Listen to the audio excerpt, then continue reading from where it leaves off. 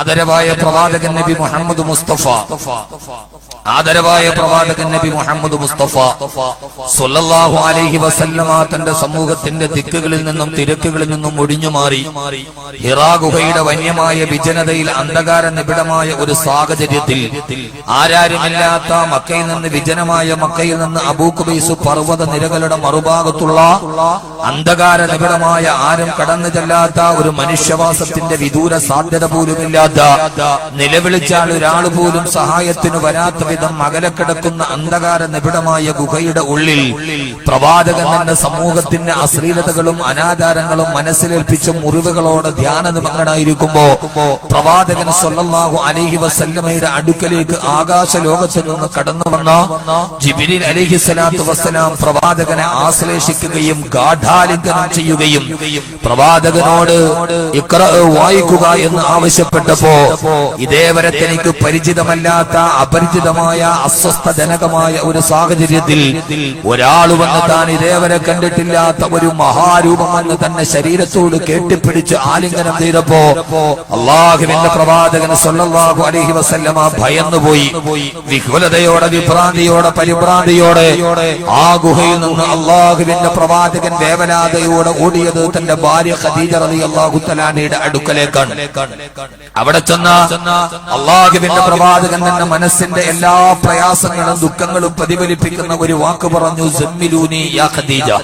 ഖദീജ എന്നെ പുതപ്പിട്ട് മൂട്, ഞാൻ വളരെ അസ്വസ്ഥനാണ്. നമുക്കെല്ലാവർക്കും അറിയാം ആ ഒരു വാക്കിന് വളരെയേറെ പ്രസക്തിയുണ്ട്. ഇന്ന് മലകളും മാമലകളും ഭൂഖണ്ഡങ്ങളും കിടിഞ്ഞ് സമ്മിലൂനി എന്ന വാക്കുകൾ അതൊരു സിനിമയുടെ പ്രമേയമായിട്ട് പോലും അനുവാചക ഹൃദയങ്ങളിലൂടെ ഓളം തല്ലി തകർന്നു പോകുമ്പോ ആ ഖദീജ എന്ന് പറയുന്ന പ്രകൃതിപരമായി പരിശുദ്ധതയുടെ പ്രത്യയമായി മാറിയ തരുണീമണിയുടെ ജീവിതത്തിലേക്ക് ലോകം മുഴുവനും എത്തി നോക്കുന്ന ഒരു സമ്മോഹന മുഹൂർത്തത്തിൽ എന്നെ പുതപ്പിട്ട് മൂട് എന്ന് പറഞ്ഞ് തന്റെ പ്രാണപ്രയസിയുടെ സവിധത്തിലേക്ക് അണയുന്ന പ്രവാചകൻ സ്വല്ലല്ലാഹു അലൈഹി വസല്ലമയെ ഖദീജ റളിയല്ലാഹു തആല തന്റെ വീട്ടിലേക്ക് പുതപ്പിട്ട് മൂടി. അല്ലാഹുവിന്റെ പ്രവാചകൻ പേടിച്ച രണ്ട് പനി പിടിച്ചിട്ട് വിഹ്വലതയോടെ പുതപ്പ് മൂടി കിടക്കുകയാണ്. ഞാനിത് പറയുന്നത് പുതപ്പിട്ട് മൂടുക എന്നത് ഒരു സിംബോളിക്കാണ് എന്ന് പറഞ്ഞാൽ അതൊരു ആശയമാണ്. എന്ന് പറഞ്ഞാൽ ജീവിതത്തിന്റെ എല്ലാ നിരാശയും മനസ്സിലേക്ക് ബാധിച്ച് ഇനി എന്ത് ചെയ്യണമെന്നറിയാതെ പേടിച്ചു പറച്ച് അസ്വസ്ഥനായി തന്റെ ജീവിതം തന്നെ മടുത്തു പോകുന്ന, നാളെ എന്ത് ചെയ്യണമെന്നറിയാതെ അസ്വസ്ഥനാകുമ്പോഴാണ് ഒരാളെ അയാളുടെ വീടിന്റെ മുമ്പിൽ പുതപ്പ് മൂടി അതിന്റെ ഉള്ളിൽ ആരോടും മിണ്ടാതെ പുറത്തിറങ്ങാതെ ഒരു മനുഷ്യന്റെ മുഖത്തു നോക്കാതെ ഒരാൾ പുതപ്പ് മൂടി കിടന്നാൽ അതൊരു പ്രതീകാത്മകമാണ്. അത് അയാളുടെ മനസ്സിന്റെ തളർച്ചയാണ് പ്രതിഫലിപ്പിക്കുക. ഖുർആൻ നമ്മോട് പറയുന്ന ഏറ്റവും മനോഹരമായ ഒരു സന്ദേശമാണ് ഞാൻ ഇന്ന് നിങ്ങളോട് പറയാൻ ആഗ്രഹിക്കുന്നത്. സമയം പരിമിതമാണെന്നറിയാം, പക്ഷേ ഞാൻ ഈ പറയുന്ന വാക്ക് ആരുടെയെങ്കിലും ജീവിതത്തിന്റെ ഒരു ശൈലിയായി മാറിയാൽ, ഈ നിൽക്കുന്ന അനുവാചകരുടെ, യുവാക്കളുടെ, യുവതികളുടെ, പ്രേക്ഷകരുടെ ആരുടെയെങ്കിലും ജീവിതത്തിലെ ഒരു നടപടിയായി മാറിയാൽ, ഇന്നു മുതൽ ഖുർആൻ പറഞ്ഞ ഈ സ്വഭാവത്തിന്റെ ആശയം നമുക്കുണ്ടായാൽ ജീവിതത്തിന്റെ വിജയത്തിന്റെ പദങ്ങളിലോട്ട് കടന്നു പോകാൻ ഇതിനേക്കാൾ വലിയ ഒരു നന്മ വേറെ ഒന്നുമില്ല എന്ന് ഖുർആന്റെ ഒരു ആശയം പറയാനാണ് ഞാൻ ആഗ്രഹിക്കുന്നത്. അല്ലാഹുവിന്റെ പ്രവാചകൻ നബി മുഹമ്മദ് മുസ്തഫ, ആദരവായ പ്രവാചകൻ നബി മുഹമ്മദ് മുസ്തഫ, നിങ്ങൾ സഹകരിക്കാതിരിക്കരുത്. ആദരവായ പ്രവാചകൻ നബി മുഹമ്മദ് മുസ്തഫ സല്ലല്ലാഹു അലൈഹി വസല്ലം എന്ന് പറഞ്ഞാൽ കുറ്റപ്പെടുത്തല്ല. കഴിഞ്ഞത് കഴിഞ്ഞു, ഇനിയതില്ല, പറഞ്ഞു തീർന്നു. പറഞ്ഞാ പിന്നെ തീർന്നു, മനസ്സിൽ വെക്കലില്ല. പറയാനുള്ള അങ്ങോട്ട് പറയാം, തീർന്നല്ലോ. ഇനിയിപ്പോ ബാക്കി നമ്മൾ വേറെ ലോകത്തേക്കാണ്. അപ്പൊ അതിന് നിങ്ങൾക്ക് എന്നോട് പരാതി ഉണ്ടായാലും പരിഭവം ഉണ്ടായാലും ഞാൻ എന്റെ കാര്യം പറഞ്ഞു. എന്റെ ഒരു സ്വഭാവം അങ്ങനെയാണ്, ഉള്ളത് നേരെ അങ്ങ് പറഞ്ഞു. മനസ്സിൽ വെക്കുമ്പോ നാളെ ഈ പഹയന്മാരെന്നെ അങ്ങനെ കാണിച്ചാന്ന് പറയുന്നതിനേക്കാൾ നല്ലത് ഉള്ളതങ്ങ് പറഞ്ഞു തീർത്ത് മനസ്സിൽ സ്നേഹം നിലനിർത്തുക എന്നുള്ളതാണ് ജീവിതത്തിലെ വലിയ മൂല്യമെന്ന് കരുതുന്ന ഒരു വിനീതനാണ് ഞാൻ. ആ തുറന്നു പുറത്തിൽ പലപ്പോഴും ഒരു അഹങ്കാരി എന്ന പേര്, ഒരു അപരനാമം എനിക്ക് നൽകിയിട്ടുണ്ടെങ്കിലും അക്കാര്യത്തിൽ ഞാൻ കൃതാർത്ഥനാണ് എന്ന് ഓർമ്മിപ്പിക്കാം. അല്ലാഹുവിന്റെ പ്രവാചകൻ നബി മുഹമ്മദ് മുസ്തഫ സല്ലല്ലാഹു അലൈഹി വസല്ലമ.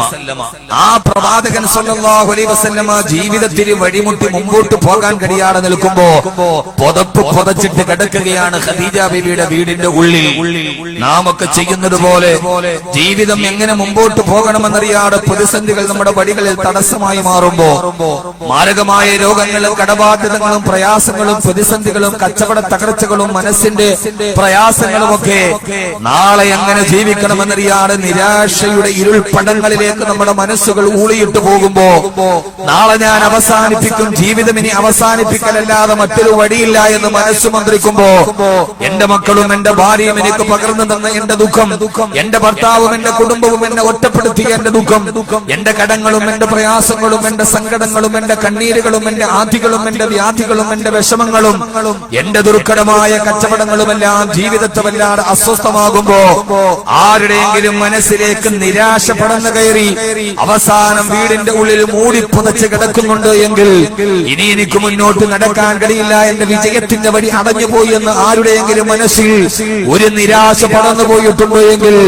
അല്ലാഹുവിന്റെ ഖുർആൻ പറഞ്ഞ ഒരു ചികിത്സയുടെ ഭാഗം നിങ്ങളിലേക്ക് സമർപ്പിച്ചു തരട്ടെ. മൂടിപ്പുതച്ച് കിടക്കുന്ന അല്ലാഹുവിന്റെ പ്രവാചകന്റെ അടുക്കലേക്ക് അല്ലാഹുവിന്റെ വിശുദ്ധമായ ഖുർആൻ പറഞ്ഞു കൊടുത്ത മനസ്സുകളെ നിരാശയിൽ നിന്ന് തിരിച്ചു പിടിക്കുന്ന മനസ്സുകളെ ജീവിതത്തിന്റെ പ്രതീക്ഷയുടെ നാമ്പുകളെ പറഞ്ഞു കൊടുക്കുന്ന എന്നും പ്രതീക്ഷയുടെ പുലരി ഒരു വിശ്വാസിക്ക് സമ്മാനിച്ചു കൊടുക്കുന്ന അല്ലാഹുവിന്റെ വിശുദ്ധമായ ഖുർആൻ പതപ്പ് മൂടിക്കിടക്കുന്ന നിരാശയുടെ പ്രതീകമായി വീടിന്റെ 4 ചുമരുകൾക്കുള്ളിൽ ഉറങ്ങിക്കിടക്കുന്ന അല്ലാഹുവിന്റെ റസൂലിനോട് ഗഗനലോകത്തിൽ നിന്ന് ദിവ്യബോധനത്തിന്റെ വെളിപാടുമായി റൂഹുൽ അമീൻ മലക്ക് ജിബ്രീൽ അലൈഹിസ്സലാത്തു വസ്സലാം ആഗതനായിട്ട് പറഞ്ഞു കൊടുത്ത പ്രതിവിധി ഏതെന്നറിയുമോ? ആ പ്രതിവിധി മറ്റൊന്നുമായിരുന്നില്ല. ബിസ്മില്ലാഹിർ റഹ്മാനിർ റഹീം. യാ അയ്യുഹൽ മുസമ്മിൽ ഖുമിൽ ലൈല ഇല്ലാ ഖലീലാ നിസ്ഫഹു അവ ഇൻഖുസ് മിൻഹു ഖലീലാ ഔ സിദ് അലൈഹി വറത്തിലിൽ ഖുർആന തർതീലാ. അല്ലാഹുവിന്റെ അടുക്കൽ നിന്നുള്ള പ്രതിസന്ധിയുടെ പരിഹാരം അവതരിപ്പിക്കപ്പെടുകയാ. യാ അയ്യുഹൽ മുസമ്മിലു, ഓ പുതപ്പ് മൂടിക്കിടക്കുന്ന പ്രവാചകരെ. അല്ലാഹുവിന്റെ പ്രവാചകനോടാണ് അഭിസംബോധനയെങ്കിലും ലോകാവസാനം വരെ ജീവിതത്തിന്റെ പ്രതിസന്ധികൾ നമ്മളെ ബാധിക്കുമ്പോ പുതപ്പ് മൂടിയിട്ട് നിരാശയുടെ കരിമ്പടം ശരീരത്തിലേക്ക് വാരി പുതച്ച് കിടക്കുന്ന എല്ലാം തകർന്നു പോയി, എല്ലാം അവസാനിച്ചെന്ന് മനസ്സ് നിരാശയിലോട്ട് പടർന്നു പോകുന്ന ആരെങ്കിലും ഈ വിനീതന്റെ പ്രഭാഷണം കേൾക്കുന്നുവെങ്കിൽ അവരോടെല്ലാം അല്ലാഹു പറഞ്ഞ പ്രതിസന്ധിയിൽ നിന്ന് കരകയറാനുള്ള മാർഗമാണിത്. ഓ നബിയെ, മൂടിപ്പുടച്ച് കിടക്കല്ലേ നബിയെ, നിരാശയിലൂടെ അങ്ങയുടെ ജീവിതം കടന്നു പോകല്ലേ യാ റസൂലല്ലാഹ്. എല്ലാ പ്രതിസന്ധികളും തരണം ചെയ്യാൻ, ഏത് പ്രയാസങ്ങളെയും മറികടക്കാൻ അങ്ങേക്ക് ഞാനൊരു ദിവ്യ ഔഷധം പറഞ്ഞു തരട്ടെയോ? ഖുമിൽ ലൈല ഇല്ലാ ഖലീലാ. ഓ നബിയെ, എഴുന്നേൽക്ക് നബിയെ. ഖുമിൽ ലൈല, ഓ നബിയെ, പാതിരാ സമയത്ത് എഴുന്നേക്ക് നബിയെ, പകല് സമയത്തല്ല. ഓ തിരുദൂതരെ, പാതിരാവിന്റെ നിശബ്ദതയിൽ അന്ധകാര നിബിഡമായ എല്ലാവരും ഉറക്കത്തിന്റെ കരിമ്പടം പുതച്ചിട്ട് കിടന്നുറങ്ങുന്ന പാതിരാത്രിയിൽ അങ്ങ് എഴുന്നേക്ക് യാ റസൂലല്ലാഹ്. എന്നിട്ട് അല്ലാഹുവിന്റെ മുമ്പിൽ തഹജ്ജുദ് നമസ്കാരം നിർവഹിക്കുന്ന തിരുദൂതരെ, അല്ലാഹുവിന്റെ ഖുർആന്റെ കൽപ്പനയാ. മനസ്സിന് ആരോഗ്യം കിട്ടാൻ, ശരീരത്തിന് പ്രതിരോധ ശേഷി കിട്ടാൻ, എല്ലാ പ്രയാസങ്ങളും മറികടന്ന് കുതിരശക്തിയോടെ മുന്നോട്ട് പോവാൻ യാ റസൂലല്ലാഹ്.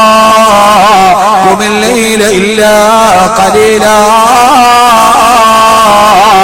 രാത്രിയിൽ എഴുന്നേക്കു നബിയെ, എന്നിട്ട് അല്ലാഹുവിന്റെ മുമ്പിൽ നിസ്കരിക്കു നബിയെ. എന്റെ പ്രിയപ്പെട്ട സമൂഹത്തോട്, എന്റെ സമുദായത്തോട്, നിരാശ ബാധിച്ചവരോട് അല്ലാഹുവിന്റെ ഖുർആൻ പറഞ്ഞ പരമമായ ദിവ്യ ഔഷധമാണിത്. അല്ലാഹുവിന്റെ റസൂലിനോട് പറഞ്ഞത് രാത്രിയിലത്തെ നിസ്കരിക്കണമെന്നറിയോ? ഇല്ലാ ഖലീലാ.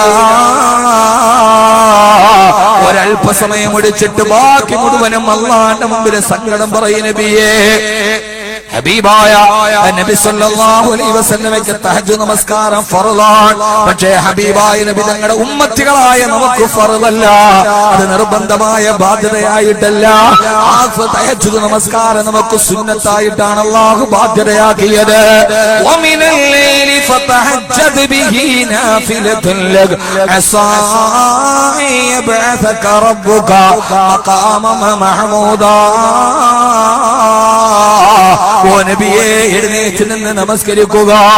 അതുകൊണ്ട് എന്റെ പ്രിയപ്പെട്ട സഹോദരങ്ങളോട് സഹോദരിമാരോട് സമയം പരിമിതമാണെന്നറിയാമല്ലോ. എല്ലാ പ്രതിസന്ധികളും മറികടക്കാൻ അല്ലാഹു പറഞ്ഞത് രണ്ട് കാര്യങ്ങളാണ്. അതിലൊന്നാമത്തേതാണ് രാത്രിയിലെ തഹജ്ജുദ് നമസ്കാരം. രണ്ടാമത്തേത് ഇൻഷാ അല്ലാഹ് ഞാൻ ചുരുങ്ങിയ സമയത്തിന്റെ ഉള്ളിൽ പറയാൻ ശ്രമിക്കാം. അല്ലാഹു നമുക്ക് തൗഫീഖ് നൽകുമാറാകട്ടെ. പാതിരാവിന്റെ നിശബ്ദതയിൽ എഴുന്നേക്ക് സഹോദരാ, എന്റെ പ്രിയപ്പെട്ട ചെറുപ്പക്കാരെ, രാത്രി അല്ലാഹുവിന്റെ മുമ്പിൽ സമർപ്പിക്കുക. പാതിരാ സമയത്ത് പടച്ചറപ്പിന്റെ മുമ്പിലേക്ക് നമ്മുടെ ഹൃദയത്തെ ചേർത്ത് വെക്കുക. എല്ലാവരും ഉറങ്ങിക്കിടക്കുമ്പോ പാതിരാത്രിയുടെ നിശബ്ദതയിൽ എഴുന്നേറ്റ് വുളു എടുത്തിട്ട് അല്ലാഹുവിന്റെ മുമ്പിൽ വന്നിട്ട് അല്ലാഹുവിനോട് പറയണം, അല്ലാഹുവേ, എന്റെ ജീവിതം പ്രതിസന്ധികളിലാണല്ലോ, എങ്ങോട്ട് ജീവിക്കണമെന്ന് എനിക്കറിയില്ല റബ്ബേ. എന്റെ കുടുംബം എനിക്ക് എതിരാകുന്നു, എന്റെ ഭാര്യ എന്നെ വഞ്ചിക്കുന്നു, എന്റെ ഭർത്താവ് എന്നെ ചതിക്കുന്നു, എന്റെ മക്കൾ എനിക്ക് മനസ്സമാധാനം നഷ്ടപ്പെടുത്തുന്നു അല്ലാ. കടബാധ്യതകൾ എന്റെ തലയിൽ വരിഞ്ഞു മുറുക്കുന്നു അല്ലാ. മാരകമായ രോഗങ്ങൾ എന്നെ ജീവിതത്തെ മുന്നോട്ട് പോകാതെ പുറകോട്ട് പിടിച്ചു വലിക്കുന്നു റബ്ബേ. എവിടേക്ക് തിരിഞ്ഞാലും എതിരാളികളാണല്ലോ, എവിടേക്ക് പോയാലും പരാജയമാണ് റബ്ബേ. ഞാനെന്ത് തെറ്റു ചെയ്തു അല്ലാ എന്ന് അല്ലാഹുവിനോട് ആവലാതി പറയാൻ ചെയ്യേണ്ടതെന്നറിയോ? അല്ലാഹുവിന്റെ മുമ്പിൽ 2 റക്അത്ത് നമസ്കരിക്കണം. ആ നമസ്കാരം അല്ലാഹുവിന്റെ റസൂൽ നിസ്കരിച്ചതുപോലെ ആവാൻ നമുക്ക് കഴിയില്ലെങ്കിൽ ഹബീബായ നബി സല്ലല്ലാഹു അലൈഹി വസല്ലമയുടെ തഹജ്ജുദ് നമസ്കാരം എങ്ങനെയാ? ഒരൊറ്റ റക്അത്തിൽ തന്നെ ഹബീബായ നബി സല്ലല്ലാഹു അലൈഹി വസല്ലമ സൂറത്തുൽ ബഖറയും സൂറത്തുൽ ആല ഇംറാനും സൂറത്തുൽ നിസാഉം അടങ്ങുന്ന ഏതാണ്ട് 4 ജുസോളം ഖുർആൻ ഒരൊറ്റ റക്അത്തിൽ പാരായണം ചെയ്തിട്ടുണ്ട് മുസ്തഫ. സുബ്ഹാനല്ലാഹ് സുബ്ഹാനല്ലാഹ്. ഹബീബായ നബി തങ്ങൾ തഹജ്ജുദിന്റെ ഒരൊറ്റ റക്അത്തിൽ സൂറത്തുൽ ബഖറ, സൂറത്തുൽ ആല ഇംറാൻ, സൂറത്തുൽ നിസാ 3 സൂറത്തുകൾ ഒരൊറ്റ റക്അത്തിൽ നിസ്കരിച്ചിട്ടുണ്ടെന്നാ പറയാ. അതൊന്നും നമുക്ക് അതിശയോക്തി നൽകേണ്ട സഹോദരങ്ങളെ. ഖുർആൻ എന്ന വശ്യമധുരമായ ബ്രഹ്മസംഗീതത്തിന്റെ ഉള്ളിലേക്ക് നമ്മുടെ ഹൃദയം ഒന്ന് ലയിച്ചു പോയാൽ ആ ഖുർആന്റെ അർത്ഥത്തിന്റെ ആഴങ്ങളിലേക്ക് ജയിച്ചിട്ട് നമ്മുടെ നാവുകൾ പാരായണം ചെയ്താൽ അതിനേക്കാൾ മുഴങ്ങുന്നൊരു സംഗീതമില്ല, അതിനേക്കാൾ ഹൃദയത്തെ പിടിച്ചു കുലുക്കുന്നൊരു താളാത്മകതയില്ല. അല്ലാഹുവിന്റെ ഖുർആന്റെ അർത്ഥങ്ങൾ അറിയാമെങ്കിൽ നരകത്തെ കുറിച്ച് പറയുമ്പോൾ നരകം ഹൃദയത്തിലേക്ക് ഓടി വരിക, സ്വർഗത്തെ കുറിച്ച് പറയുമ്പോ സ്വർഗത്തിന്റെ കാഴ്ചകളിൽ മനസ്സിലേക്കുക, അള്ളാഹിനെ കുറിച്ചുള്ള ആയത്ത് വരുമ്പോ പടച്ചറപ്പിന്റെ നൂറിനെ കുറിച്ച് ചിന്തിക്കുക, ഈ ഭൂമിയെ കുറിച്ചുള്ള ആയത്ത് വരുമ്പോ ഈ ഭൂമിയുടെ അത്ഭുതകരമായ ദൃഷ്ടാന്തങ്ങളെ കുറിച്ച് പറയുമ്പോ അർത്ഥമറിഞ്ഞിട്ട് അതിലേക്ക് നമ്മുടെ മനസ്സങ്ങനെ പിടിച്ചു കെട്ടുമ്പോ രാത്രിയിൽ 3 സൂറത്തല്ല 30 സൂറത്ത് ഓടിയാൽ നമ്മുടെ മനസ്സിന് തളർച്ച വരില്ല, നമ്മുടെ കാൽമുട്ടുകൾക്ക് വേദന വരില്ല. കാരണം ഹൃദയത്തിലും നാവിലും ഒരേപോലെ ഖുർആനീക ദർശനം വിടത്തി കാട്ടിയ മായൂരപിഞ്ചത്തിന്റെ മഹാവിസ്മയത്തിന്റെ പ്രവാഹത്തിലൂടെ നടന്നു പോകുമ്പോ ആ സംഗീതത്തിലേക്ക് നമ്മുടെ ഹൃദയം ലയിക്കുമ്പോ പാതിരാത്രിയിൽ എത്ര ഓതിയാലും മനസ്സ് മടുക്കാതെ ഓതാൻ കഴിയുക. എന്റെ പ്രിയപ്പെട്ട ചെറുപ്പക്കാരാ, ആയുസ് പലതും കഴിഞ്ഞില്ല മോനെ. സൂറത്തുൽ ഫാത്തിഹ പോലും അതിന് അർത്ഥമറിഞ്ഞിട്ടും മനസ്സിലിരുത്തി ഓതാൻ ഇതുവരെ പഠിക്കാത്ത എത്ര പേരുണ്ട്. രാത്രി സമയത്ത് എല്ലാവരും ഉറങ്ങിക്കിടക്കുമ്പോ പടച്ചറപ്പിന്റെ മുമ്പ് ആകാശ ലോകത്തിൽ നിന്ന് അവതരിക്കപ്പെട്ട ഖുർആൻ പാരായണം ചെയ്ത് അല്ലാഹുവിന്റെ മുമ്പിൽ സലാം വീട്ടിയിട്ട് പടച്ചറപ്പിനോട് ദുആ ചെയ്യുക. എങ്ങനെയാ ദുആ ചെയ്യേണ്ടതെന്നറിയോ? അല്ലാഹുവേ അല്ലാഹുവേ, എന്റെ പ്രയാസങ്ങളല്ല ഞാൻ ആദ്യം പറയേണ്ടതല്ലാ, അല്ലാഹുവേ പടച്ചറപ്പിനോട് ദുആ ചെയ്യേണ്ട രീതിയാണ് ഞാൻ പറഞ്ഞു തരുന്നത്. അല്ലാഹുവിനോട് പറയേണ്ടത് അല്ലാഹുവേ തഹജ്ജുദ് നമസ്കരിച്ചിട്ട് പൊട്ടിക്കരഞ്ഞിട്ട് പെങ്ങള് കടമാണ് അല്ലാഹ് മാറ്റിത്തരണമെന്നല്ല, രോഗമാണ് ശിഫയാക്കണമെന്നല്ല, കടമാണ് വീട്ടിൽ തരണമെന്നല്ല. പടച്ചറപ്പിന്റെ സന്നിധാനത്തിന് മുമ്പിൽ ഒരു യാചകനെ പോലെ പോയി നിന്ന് നിൽക്കണം.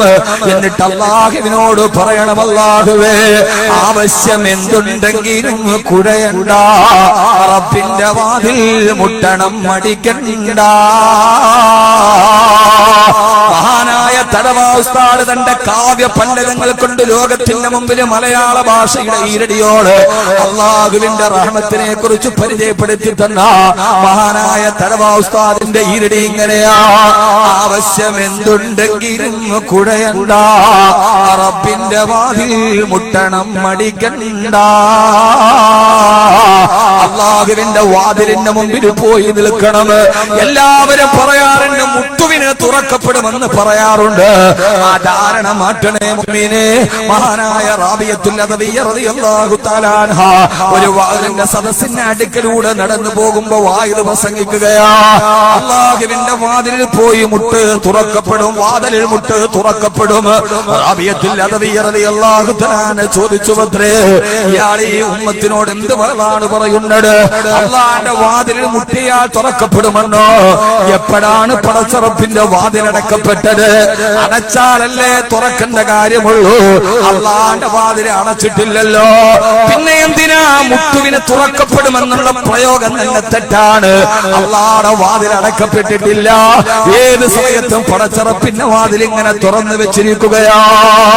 ഖുൽ യാ ഇബാദിയല്ലദീന അസ്റഫൂ അലാ അൻഫുസിഹിം ലാ തഖ്നതൂ മിർ റഹ്മത്തില്ലാഹ്. അല്ലാഹുവിന്റെ കരുണയിൽ നിന്ന് നിങ്ങൾ ഒരിക്കലും നിരാശരാവണ്ട. ഏത് രാജാതിരാജന്റെ വാതിലടച്ചാലും രാജാതിരാജാതിരാജനായ റബ്ബിന്റെ, ഖാലിഖായ റബ്ബിന്റെ, മാലിക്കായ റബ്ബിന്റെ, മാലിക്കുൽ മുലൂക്കായ അല്ലാഹുവിന്റെ വാതിൽ അടക്കപ്പെട്ടിട്ടില്ല. അടക്കപ്പെടാതെ വാതിൽ തുറന്നു കിടക്കുമ്പോ പടച്ചറപ്പിന്റെ പടിവാതിൽ പോയിട്ട് കേണു പറയണം: അല്ലാഹുവേ അല്ലാഹുവേ. എല്ലാവരും ഉറക്കത്തിലാണല്ലോ. ഇങ്ങനെയാണ് അല്ലാഹുവിനോട് ദുആ ചെയ്യേണ്ടത്. അല്ലാഹുവേ എല്ലാവരും ഉറങ്ങിക്കിടക്കുകയാ. ഞാനിപ്പോ നിന്റെ മുമ്പിൽ വെച്ച് എന്റെ കണ്ണീരൊലിക്കുന്നത് എന്റെ ഭാര്യ പോലും അറിഞ്ഞിട്ടില്ല റബ്ബേ. ഭാര്യ പറയണം: അല്ലാഹുവേ തൊട്ടടുത്ത കട്ടിൽ എന്റെ ഭർത്താവ് കിടക്കുന്നുണ്ട്, ആ ഭർത്താവ് പോലും എന്റെ കണ്ണുനീരൊലിക്കുന്നത് കാണുന്നില്ല റബ്ബേ. അല്ലാഹുവേ നിന്റെ മുമ്പിലല്ലാതെ ഞാൻ കരയില്ല അല്ലാഹ്. നിന്റെ മുമ്പിലല്ലാതെ എന്റെ കണ്ണുനീരത്തുള്ളി ഞാൻ കാണിക്കില്ല റബ്ബേ. നിന്റെ മുമ്പിലല്ലാതെ ഞാൻ തലകുനിക്കില്ല അല്ലാഹ്. നിന്റെ മുമ്പിലല്ലാതെ ഞാൻ കൈനീട്ടില്ല അല്ലാഹ്. കാരണം എന്റെ യജമാനൻ നീയാണല്ലോ അല്ലാഹ്. പടച്ചവനെ അല്ലാഹുവിനോട് ആദ്യം തന്നെ ആവശ്യമല്ല പറയേണ്ടത്, ഇതൊന്ന് പ്രായോഗികമായി ചെയ്തു നോക്ക്. അല്ലാഹുവേ ചോദിക്കാതെ അനുഗ്രഹങ്ങൾ എനിക്ക് വാരിക്കോരി തന്ന അല്ലാഹ്.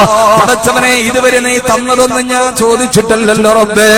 ഉമ്മാന്റെ ഗർഭാശയത്തിൽ കിടക്കുമ്പോ ഉമ്മാന്റെ ഗർഭാശയത്തിന്റെ ഉള്ളിൽ ഉമ്മാന്റെ പൊക്കിൽ കൊടിയിലൂടെ ആ ഇരുട്ടറയിൽ എനിക്ക് ഭക്ഷണം തന്ന അല്ലാഹ്.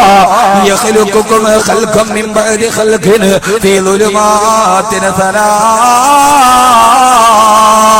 ഗർഭാശയത്തിന്റെ ഇരുട്ടറയിൽ എനിക്ക് കൈകൾ രൂപീകരിച്ചു തന്ന, എനിക്ക് കൈകൾ രൂപീകരിച്ചു തന്ന, എനിക്ക് കാലുകൾ തന്ന, ഈ കാണുന്ന രൂപത്തോടെ ഭാവത്തോടെ സൗന്ദര്യത്തോടെ എന്നെ ഉമ്മാന്റെ ഗർഭാശയത്തിൽ നിന്ന് ഒരു അംഗവൈകല്യമില്ലാതെ, ഒരു രൂപവൈകല്യമില്ലാതെ എനിക്ക് പ്രസവിപ്പിച്ചു തന്ന അല്ലാഹ്.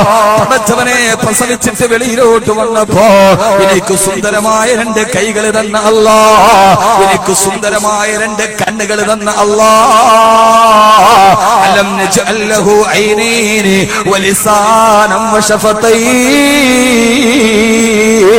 എനിക്ക് ഈ സുന്ദരമായ ചുണ്ടുകളെ തന്ന അല്ലാഹ്, എനിക്ക് ഈ കേൾക്കാനുള്ള കഴിവ് തന്ന അല്ലാഹ്.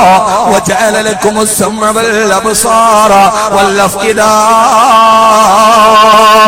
വജഅല ലക്കുമുസ് സമഅ എനിക്ക് കേൾക്കാൻ ചെവി തന്ന അല്ലാഹ് വൽ ബസറ കാണാൻ എനിക്ക് കണ്ണ് തന്ന അല്ലാഹ് വൽ അഫിദ തുടികൊട്ടുന്ന ഹൃദയം എനിക്ക് തന്ന അല്ലാഹ് ഒരു മിനിറ്റിൽ 70 പ്രാവശ്യം എന്റെ ഹൃദയം തുടികൊട്ടുന്നുണ്ട് ആ തുടികൊട്ടുന്ന ഹൃദയത്തിന്റെ കണക്ക് വെച്ച് ഒരു ദിവസം 1,00,000 പ്രാവശ്യം എന്റെ ഹൃദയം സ്പന്ദിക്കുന്നുണ്ട് ഈ നിമിഷം വരെ 1,00,000 പ്രാവശ്യം താളാത്മക ബോധത്തോട് എന്റെ ഹൃദയത്തിന്റെ സ്പന്ദനത്തെ നിർവഹിച്ച അല്ലാഹ്